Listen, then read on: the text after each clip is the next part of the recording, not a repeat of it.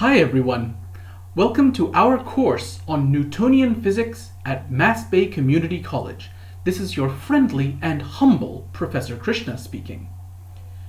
These videos will act as mini lectures, explaining and illustrating concepts that you'll use for homeworks, labs, and projects. In this course, we approach physics in the spirit of solving puzzles. I'll show you how to understand and solve different physical situations. If you don't catch something the first time you see it, you can pause the video or rewind as needed. These videos are automatically captioned by Google, so if you need, click on the CC button in the lower right-hand corner of this video. Finally, if you have questions about any of the content, you can contact me and we'll discuss.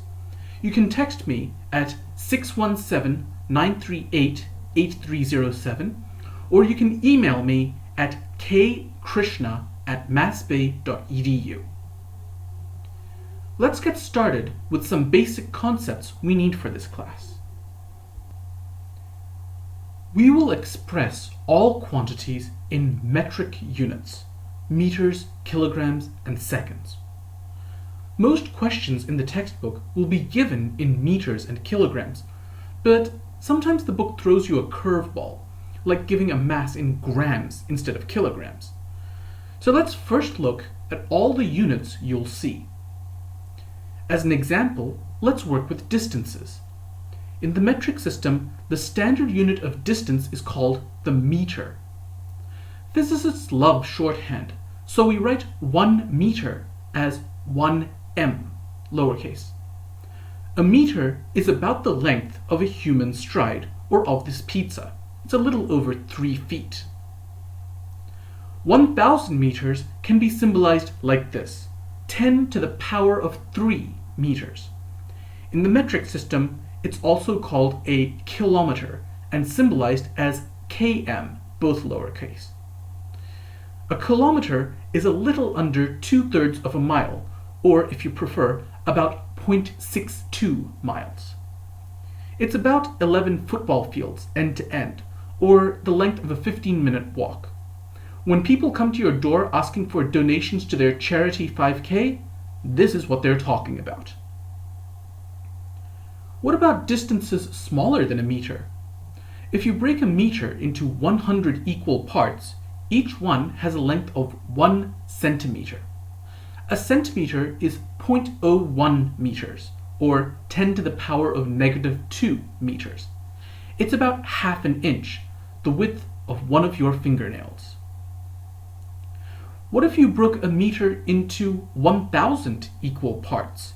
Each part would have the length of 10 to the power of -3 meters. This length is called a millimeter. It's roughly the thickness of one of your fingernails. Smaller still, if you break a meter into 1,000,000 equal parts, each part would have the length of 10 to the power of -6 meters. This length is known as the micrometer. This is the scale of bacteria. That symbol you see in front of the lowercase m is the Greek letter mu. We use a Greek letter so we don't get confused between micrometers, μm, and millimeters, mm. Lastly, if you broke a meter into 1,000,000,000 equal parts, each one would have a length of 10 to the power of -9 meters. This would be the realm of nanometers. Here we see a visualization of a ring of iron atoms. It's a couple of nanometers across. The same prefixes apply to other measurements as well. You've probably run into grams, milligrams, and milliseconds in everyday life. Suppose the book asked you a question and gave a piece of data that was in grams because it decided to be annoying. Specifically, let's say that it gave a piece of data of 2 grams. Before you can use this data, you have to convert it into kilograms, the standard unit for masses that we use in physics. Here is one way to do that conversion. You might recognize this if you've taken a chemistry class. I personally call it fence posting. We draw a structure like this next to the original quantity. Now, we need to turn grams into kilograms, and part of the way to do that is to write the conversion within this structure. Now, grams is on top of a number over here. To cancel it out, we need to put grams in the bottom of this structure, and kilograms, which is what we're converting to, must go on top. Then we can write out what the conversion is between grams and kilograms. It so happens that 1 kilogram is the same thing as 1,000 grams. So when you solve this out, you can do so by multiplying these two quantities as if you were multiplying fractions. 2 grams times 1 kilogram divided by 1,000. That would give you 0.002 kilograms. So now we have used fence posting to perform a conversion. 2 grams is the same thing as 0.002 kilograms. Now, suppose the book decided to be even more annoying. Supposing it gave you a quantity that wasn't even in metric units, like, let's say, 4 inches, and told you that you had to convert it into meters. No problem, because we can use the exact same procedure. We're going to convert from inches into meters.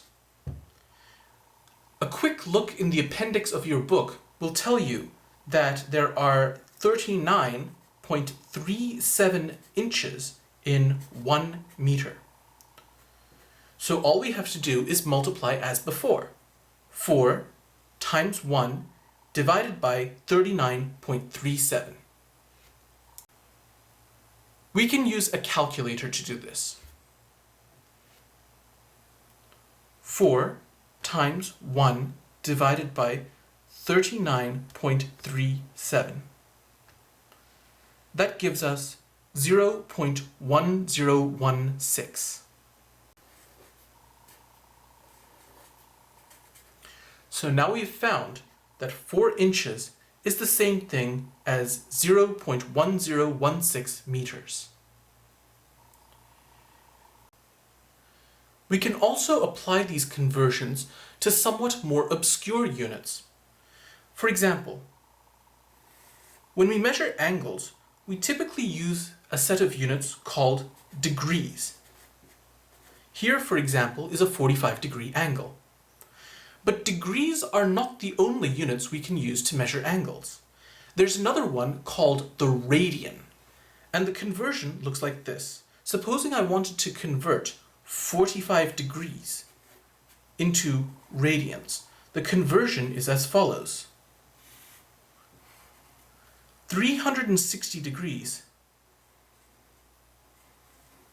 is the same thing as 6.28 radians. 45 multiplied by 6.28 divided by 360. That gives us 0.785 radians. So 45 degrees is the same thing as 0.785 radians. You will want to keep this concept of radians, which is another way of measuring angles, in the back of your mind. Later on in this course, we are going to use it. What would happen if you needed to convert between 2 units, but you couldn't find a direct conversion between them? For example, suppose you needed to convert between feet and centimeters, but your book doesn't provide a direct conversion. Here's what you can do. let us say that you're given a distance of 2 feet. And you're told to convert this into centimeters. We can accomplish this in 2 steps. First, using a conversion that turns feet into meters. If feet is up here, then feet needs to go down here in the conversion so that the 2 can cancel out. And meters has to go up top. Now the conversion between meters and feet is as follows. 1 foot is the same thing as 0.3048 meters. So when the feet and feet cancel out, you'll get an answer that is in meters. But we wanted an answer in centimeters. Here's what we do next. We set up a second fence post. Since meters is on top here, meters needs to cancel it out by being placed in the bottom over here, and centimeters needs to be placed on top. 1 meter is the same thing as 100 centimeters. And so the calculation becomes 2 times 0.3048 times 100, which works out to 60.96 centimeters. This is a 2-step conversion, and we have converted 2 feet into its equivalent in centimeters, 60.96 centimeters.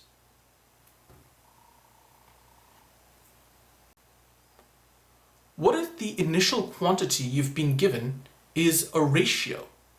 For example, let us say that you've been told that you are driving at 80 meters per second, and you want to convert that into miles per hour. Here's how we would do that. First, we need to convert the meters into miles. So the first conversion is going to be from meters is going to have to cancel with meters here, into miles. Now, it so happens that 1 mile is the same thing as 1,610 meters. So when meters and meters cancels out, we'll be left with an answer in miles per second. But we didn't want miles per second, we wanted miles per hour. So we need to set up a second conversion that converts from seconds to hours. But be careful of one thing. Seconds was in the bottom over here. To cancel it out, we need to place it in the top over here. And we would convert it to hours down here.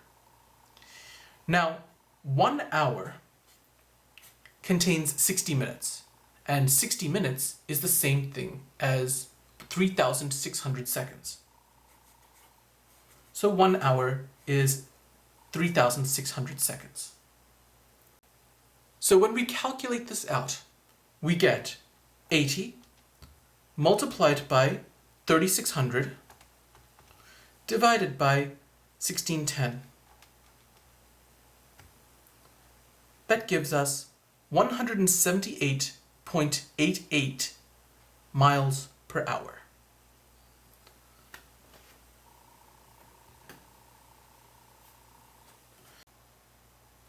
Now, supposing I asked you how many nanometers there are in 1 billion meters.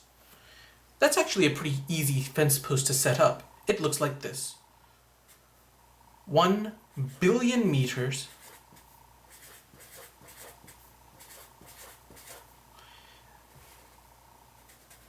the conversion is 1 meter contains 1 billion nanometers. So the answer is 1 billion times 1 billion, which is going to be 1,000,000,000,000. I'm getting bored. And I've also lost count of how many zeros I wrote. There's got to be a better way of doing this. Fortunately, there is.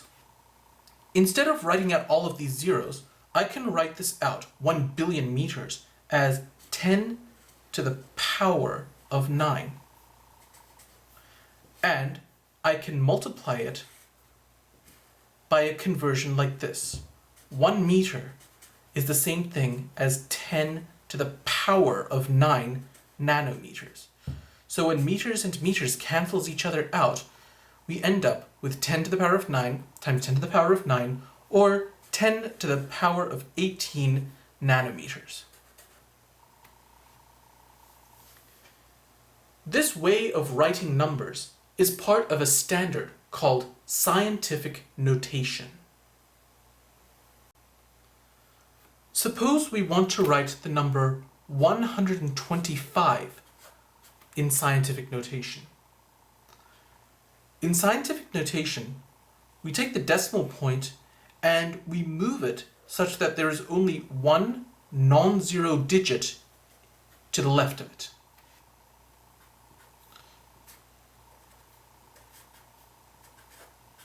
Then we multiply it by the appropriate power of 10 that would restore the original value.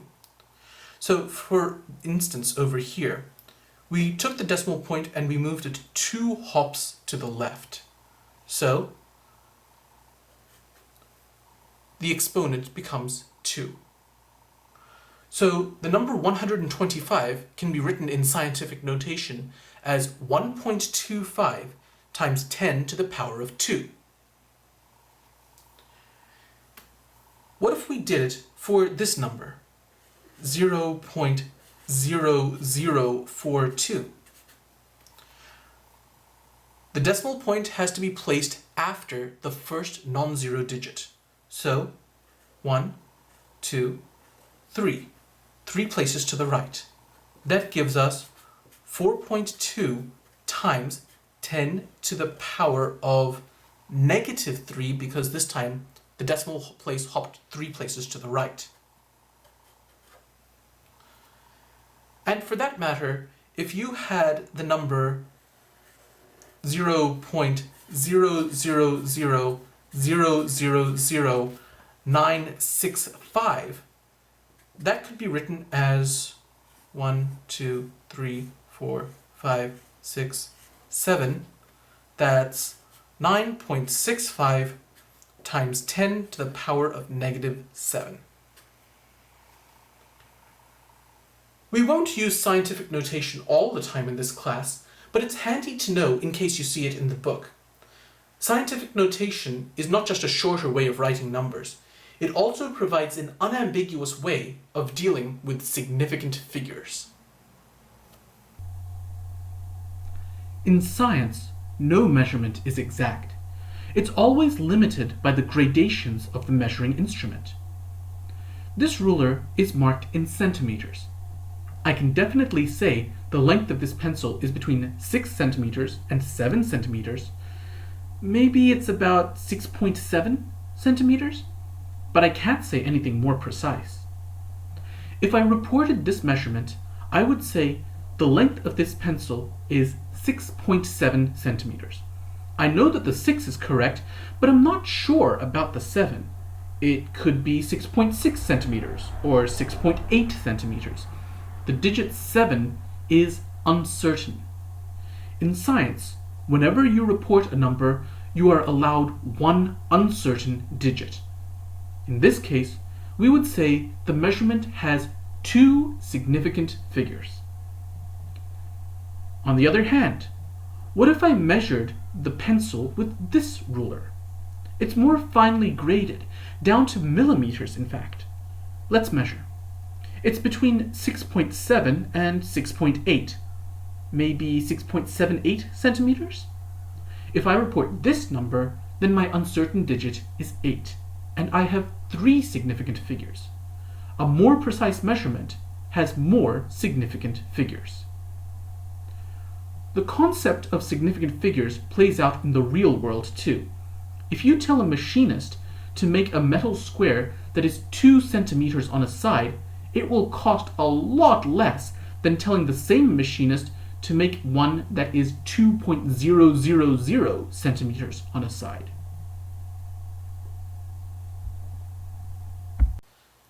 To find the number of significant figures in any given number, we can follow this flowchart. Go through the digits one by one. Every time you see a digit that is non-zero, that digit is significant. So for example, the number 59 contains two non-zero digits, which means both of them are significant. On the other hand, if you see a number that contains a zero, then you have a decision to make. If the zero is at the beginning of the number, like let's say in 0.067, then those zeros are not significant. So 0.067 has only two significant figures. If the zero is between two other numbers, in other words, it's an intermediate zero, then it is significant. So 6.07 has three significant figures. Finally, if it's a trailing zero, then you have another decision to make. If the number does not contain a decimal point, then a trailing zero is not significant. So for example, the number 1200 has two significant figures. But if the number does have a decimal point, then that zero is considered significant. So for example, the number 1.200 has four significant figures. Why do we even care about significant figures? The answer is, the result that you report in a scientific paper can never be more precise than the least precise measurement that you took. Suppose you wanted to find the total length of the two pencils from before. Remember, one of them was 6.7 centimeters long, and the other was 6.78 centimeters long. We can find the total length by adding these two numbers together. That's all fine and good, but how would we report this? The answer comes by looking at the nature of these two numbers.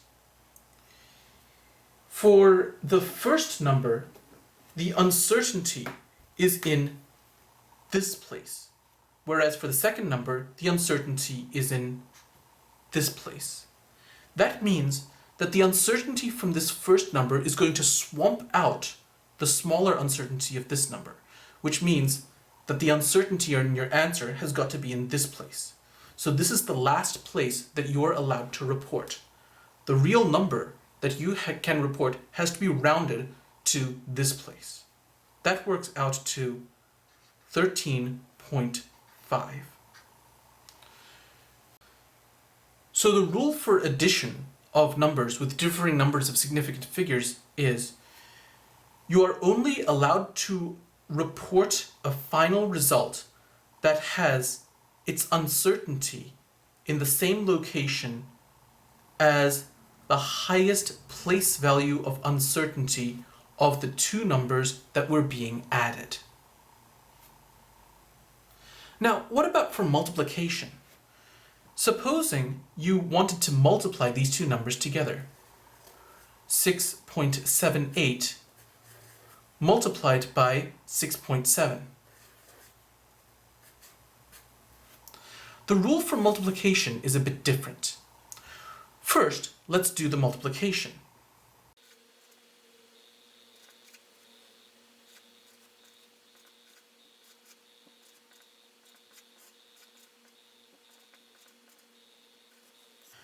Now, what is the result that I am going to report? The answer goes like this. When you multiply two numbers that have differing numbers of sig figs, you always report the same number of sig figs as whichever number had the fewer ones.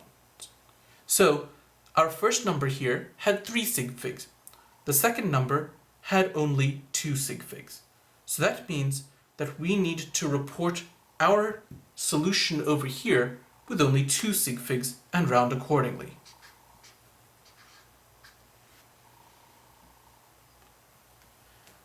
And the rule for multiplication is the result always has the same number of sig figs as whichever one of your original numbers had the fewer sig figs.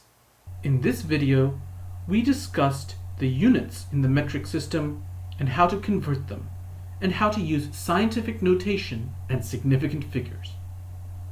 While they're important to know, in this class I'll be somewhat lenient on significant figures. In the next video, we will look at more of the essential math required to excel in physics.